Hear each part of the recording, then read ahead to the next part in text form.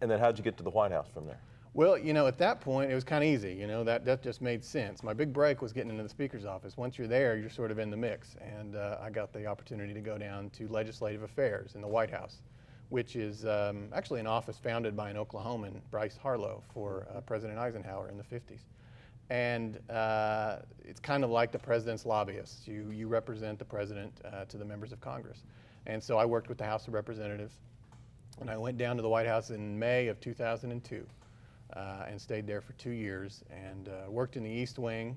And you know, if the previous experience was surreal, this was even more so. And you know, here I was only 5 years removed from Putnam City North, and I'm working in the East Wing of the White House, and you know, if I wanted to go walk by the Oval Office, it was certainly within my rights to do so.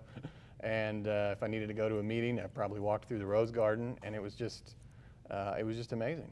You just had to pinch yourself, but you also had a job to do. I mean, you weren't a tourist every day. What did you do on a daily basis? Sure. Well, you know, they are lobbyists. You know, so in some sense, they're just we are just maintaining relationships with the members of Congress. Sometimes the things they need are extremely pedestrian. They might want a picture.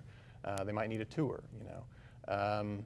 But you're kind of doing those services so that when you come back to them and say, you know, we really need you to vote for this war authorization against Iraq, that they're receptive and you have a relationship and they trust you. And so, you know, it's kind of issue by issue. But while I was there, we created the Department of Homeland Security. They passed the prescription drug benefit for Medicare. We did go to war with Iraq.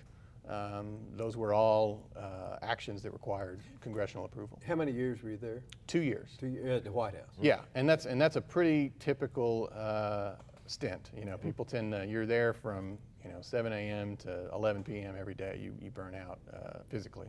So I kind of had my eye on coming back home, probably towards the latter end of that. We're going to get to a break. We're visiting with David Holt about the first 30 years of David Holt's life. It's quite a chronicle. You have to catch this on DVD at your next store. We'll be back after this.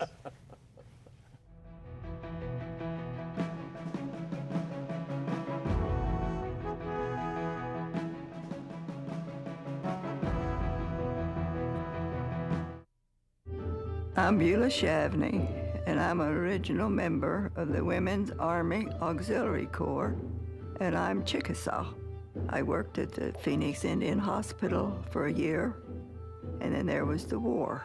I felt like it was my duty I wanted in the Army, so I made it, got in, and it was a good feeling to put that uniform on. We were one of a kind that started something and finished it. To see these women go in today, they are really doing a great job. And I'm very proud to look back now and see that I was one of the first ones of the Army that went in.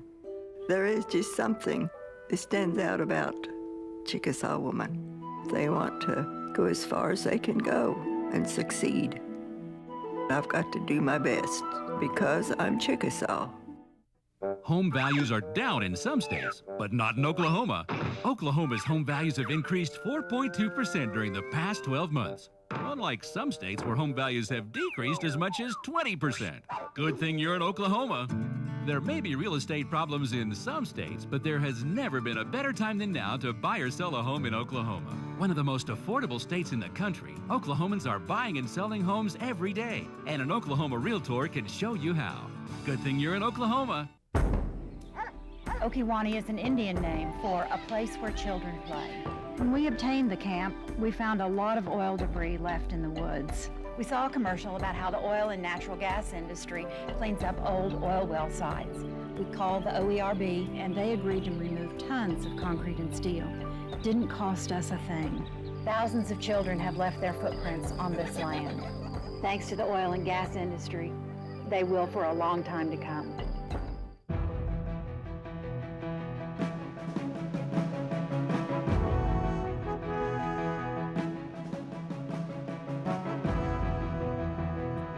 Welcome back to the Set of the Verdict. Mick Cornett with Camp Meyers and today's guest David Holt, and we were visiting in the first half of the show about your time in Washington and growing up at Putnam City North, and you came back. What year was that you came back to Oklahoma City? That would have been May of 2004. And what'd you come back for, and what have you been doing since? Well, I sort of always had this hankering to get back here, and now I had this incredible experience, and I felt like I could use it back home.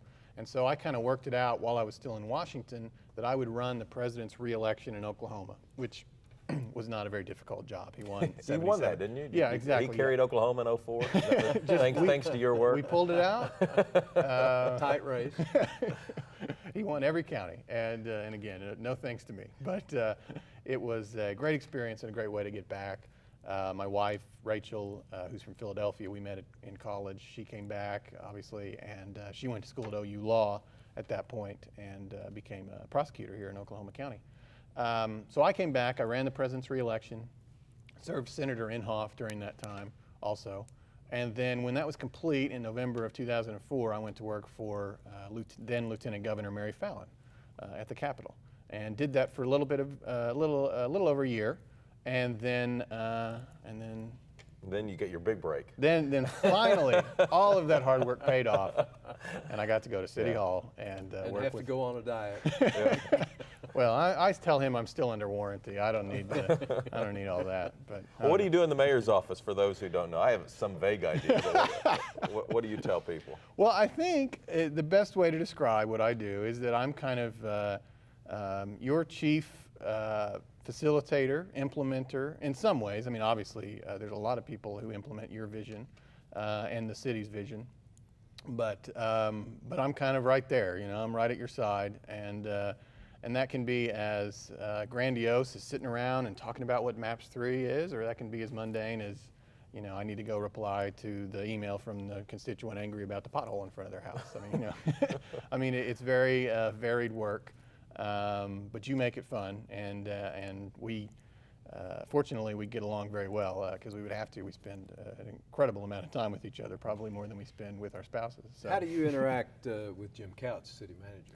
Great. I mean, fantastic. Jim is, people say this, but it can't be said enough. I mean, he has to be the best city manager in the country, and I hope I don't step on any toes by saying I think he's got to be the best city manager the city's ever had. He's certainly the longest serving now, which says something, I think, in and of itself.